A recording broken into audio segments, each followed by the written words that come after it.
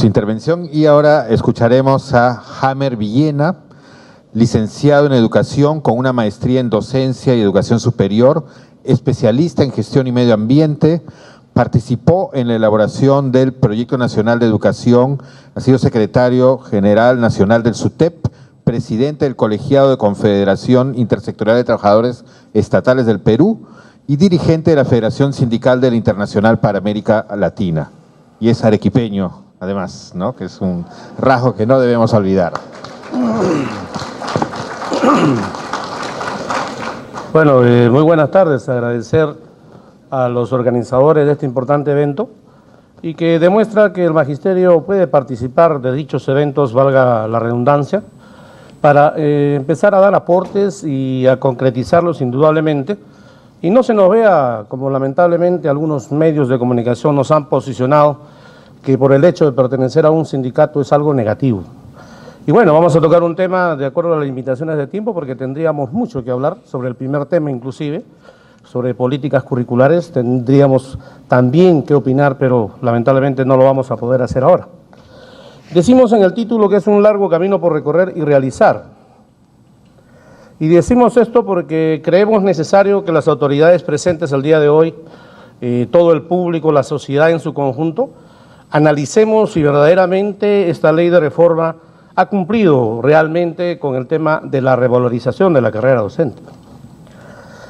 A nuestro entender y el análisis realizado desde el sindicato, el cual me honro en presidir y dirigir, este tema de la revalorización de la carrera docente ha debido de pasar primero por una serie de políticas educativas, por una serie de políticas en todo caso que se han debido articular desde el gobierno y desde parte del Ministerio de Educación, porque el hecho de aplicar solamente la ley de reforma no soluciona el tema de la problemática del magisterio y mucho menos de la educación peruana.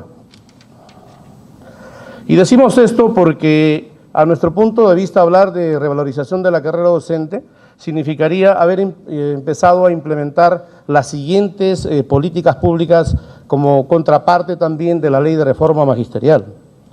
Por ejemplo, el docente, y no solamente el docente, lo cual es conocimiento público, toda la sociedad en general no tiene una buena seguridad social, de salud se cae prácticamente a pedazos con su administración.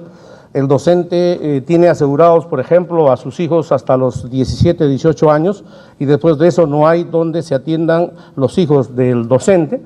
La asistencia médica que tiene el docente, como todos los trabajadores a nivel de las zonas rurales, es totalmente precaria. Y este es un tema olvidado que recién ahora se está empezando a profundizar como tema de investigación inclusive en el magisterio peruano. ¿Qué dolencias médicas adolece en los lugares de trabajo? ¿Qué falencias tiene en los lugares de trabajo, etcétera? Y esto tiene que ver también con las buenas condiciones de trabajo.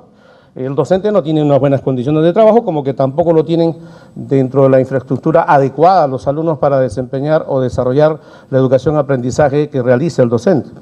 Asimismo, como ya lo han manifestado otros ponentes anteriores, necesitamos el concurso de otros profesionales. Los psicólogos son importantes en el apoyo de la formación que tenemos los docentes en el aula.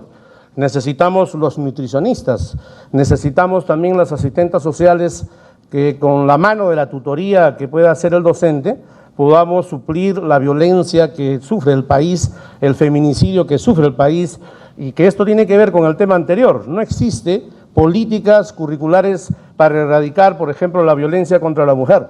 Y esto es un tema que debería tomar de plano el Ministerio de Educación y como una dura reflexión por toda la ola de violencia que sufren las mujeres en nuestro país. Significa también promover el reconocimiento y valoración de la profesión docente por parte de la sociedad, fundamentalmente por el gobierno, porque ha habido gobiernos anteriores que han vilipendiado la profesión docente, que han incluso cometido insultos agraviantes a la profesión docente, y esto tiene que ir de la mano también con el reconocimiento que tiene que hacer la sociedad de considerar a los docentes los poseedores de la experiencia, las habilidades profesionales específicas que nos constituyen, aunque no se lo quiera reconocer, en los únicos expertos en desarrollar esta difícil tarea de la enseñanza, aprendizaje y la formación propia del sistema escolar. Y sobre este tema nos preguntamos, ¿es que no podemos dar opinión sobre el diseño curricular? ¿No podemos dar opinión sobre las diferentes políticas educativas? Sí lo podemos hacer, el problema está que no se cumplen algunos aspectos que inclusive las autoridades se comprometen a realizar y no lo cristalizan. Por ejemplo, el proyecto de metas al 2021 habla del compromiso de la ministra Patricia Salas y del actual ministro de comprometer a los sindicatos en la construcción de las políticas educativas. Y esto no sucede y esperamos que este foro, que se está realizando con éxito, sirva de apertura para la convocatoria a los diferentes gremios sindicales en el sector de educación para dar propuestas sobre diversos temas, indudablemente. Otra de las políticas sugeridas es algo que ustedes ya han mencionado o los ponentes anteriores y que nosotros los conocemos los docentes. No hay una adecuada formación inicial en el Perú. Cada quien, al menos las universidades particulares, brindan su propia formación como quieren. No hay una política curricular uniforme para la formación de profesionales en el sector de educación, y mucho más cuando ésta se ha degenerado con la promulgación del decreto legislativo 882, porque el 80% de la educación superior universitaria y no universitaria está privatizada, y por ahí nadie vigila y controla cómo se forman los futuros profesionales, no solamente en el sector de educación, sino también en otras profesiones, lamentablemente. Por eso consideramos que una vez definida la importancia del rol que jugamos los docentes para el logro de una buena educación y para garantizar, como ya dijeron algunos, el derecho a una buena educación pública y como un derecho humano fundamental, necesitamos en realidad que se nos considere como educadores profesionales bien formados y responsables, y este propósito será logrado indudablemente con el apoyo y concurso de buenos docentes formados indudablemente. Por lo tanto, dada la relevancia del maestro como actor principal de la educación, es vital que el gobierno, el Ministerio de Educación, presten especial interés a la calidad y pertinencia de la formación inicial que recibimos los docentes. Avanzar hacia un desarrollo verdadero de la profesión docente es mejorar la calidad de nuestra formación inicial. O sea, tiene que ir de la mano la formación en servicio al desarrollo profesional también con la formación inicial, y sobre esto tenemos una propuesta en conjunto, una verdadera reforma educativa que es la que no se está aplicando en el Perú y que tiene que ver con la formación inicial, tiene que ver con la formación en desarrollo, tiene que ver con la política curricular que lamentablemente no se hace. Bueno, ya hemos hablado sobre este tema del desarrollo profesional. Por razones de tiempo nos vamos a centrar a lo que significa la evaluación. Y el desarrollo profesional no solamente debe de ser concebido con capacitaciones más, y que peor aún, mediante estas capacitaciones para evaluar supuestamente, porque no es evaluar, porque es aplicar una prueba escrita, se tenga que aplicar una prueba estandarizada para supuestamente evaluar al docente y conocer verdaderamente si se está desempeñando bien en su función profesional. Reducir el tema de la evaluación a una prueba escrita es degenerar la misma. El docente no se opone a una evaluación. Lo que el docente quiere es una evaluación de desempeño en el aula. ¿Qué significa eso? El seguimiento de una sesión de aprendizaje en el aula con sus alumnos. Esa es la evaluación que exige el magisterio y la que no rechaza. Lo que rechazamos y vamos a rechazar es la prueba escrita que se pretenda tomar para evaluar supuestamente el desempeño profesional de los docentes. Bueno, ahí tenemos una definición. Nosotros no somos los únicos que opinamos sobre este tema. Se dice que la evaluación docente debe ser justa, según este autor, basada en parámetros claros de lo que se entiende de una buena enseñanza, realizada con la participación de los propios docentes, no como se ha hecho en las pruebas de reubicación que se han tomado de parte del Ministerio de Educación con el Instituto Nacional de Estadística, con personal no preparado para aplicar una prueba escrita aún así a los docentes del Perú.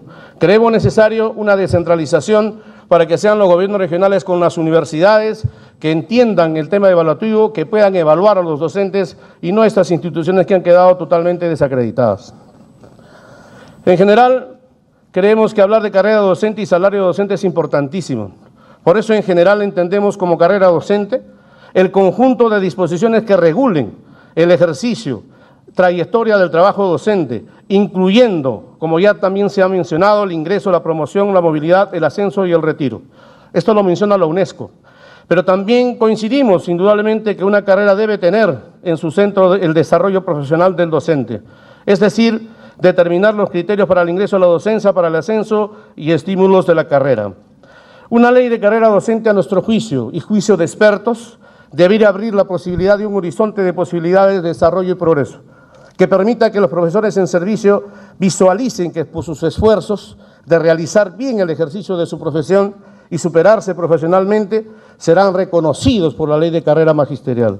Pero lamentablemente estas fundamentales definiciones a nuestro juicio no se cumplen con la ley de reforma magisterial, porque hacer carrera no significa descenderlo de nivel.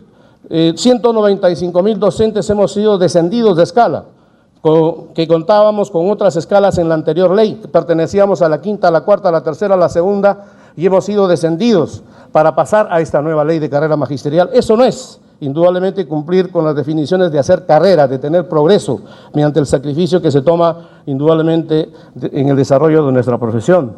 Ni qué decir de la pérdida de derechos, indudablemente. ¿Cuál es el salario docente? Para que ustedes lo conozcan y sacado del propio texto de la ley de carrera magisterial. Un promedio, y no necesitamos ser estadistas para hacerlo. Cualquier profesor sabe que un promedio sale de la sumatoria de 2 o 3, 4 cifras y se suma y se divide entre el número de las cifras. Por eso es que el salario promedio que recibe el docente por escala es el siguiente. Y vean ustedes quiénes son o cuántos somos los que tenemos un salario realmente denigrante. 172.968.000 docentes, ganamos 1.399.41 soles. 26.588.000 docentes, 1.959.17 soles. 8.450.000 docentes, 2.378.99.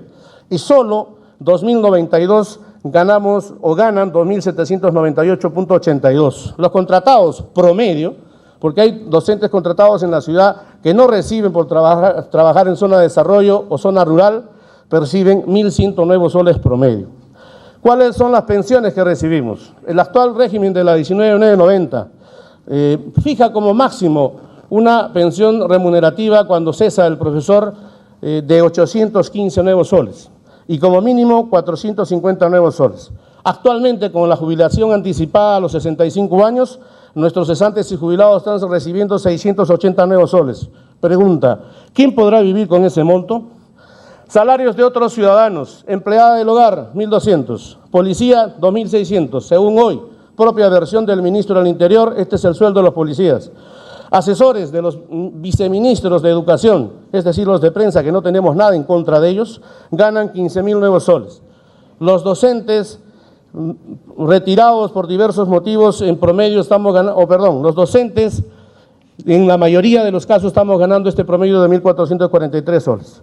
Pregunta para ir terminando. ¿En qué categoría nos ubica el gobierno para pagarnos tan bajo? ¿Así tendremos una buena educación con maestros maltratados y mal pagados?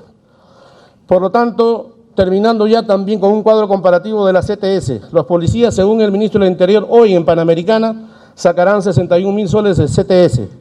Un maestro del magisterio de la sexta escala con 40 horas de trabajo y que sea director, ni siquiera profesor, podrá sacar máximo 18.553 nuevos soles. Hagan la comparación. Los despedidos que fueron nombrados interinamente el 31 de enero fueron despedidos por no tener título, se les está calculando 1.600 nuevos soles y hasta ahora no se les paga. Los despedidos con título y nombramiento interino máximo recibirán 5.224. ¿Cuál es la propuesta? Tener un piso salarial. Un piso salarial de acuerdo a la canasta básica familiar, de acuerdo al costo de vida. No estamos en contra que el policía gane 2.600. No estamos en contra que los asesores ganen 15.000 nuevos soles, pero necesitamos que el magisterio sea bien tratado para tener una buena educación, y la propuesta del 60% de la UIT tiene que ver con el sueldo promedio que están ganando otros profesionales, que es 2.330 nuevos soles. Un nuevo régimen pensionario, porque ustedes han visto las pensiones que vamos a percibir de acá a futuro, y el pago de la deuda social. ¿Qué significa ello? Se nos debe cuando fallece un padre, el padre de un maestro, como en el caso mío, hace 5 años falleció mi padre y hasta ahora no me da el Estado la remuneración que debe darme o la bonificación por haber fallecido mi padre. 5 años. Y así como yo, hay docentes que están esperando 15, 20 años. Esa es la deuda social que se le tiene al magisterio. ¿Eso es justo, señores? Creemos que no. Y para terminar, hacemos el llamado al señor representante del Ministerio de Educación a respetar los convenios internacionales. Hasta hoy no se instala la Comisión de Trato Directo. Esta es una violación a la libre asociación y sindicalización. Por lo tanto, hacemos el llamado de que se instale cuanto antes. No vamos a dejar de reconocer que existe diálogo, que hemos solucionado cierta problemática mediante el diálogo, pero queremos seguir dialogando y por eso exigimos la instalación de la Comisión de Trato Directo. La educación es un problema de todos y hay que luchar por ella. Muchas gracias.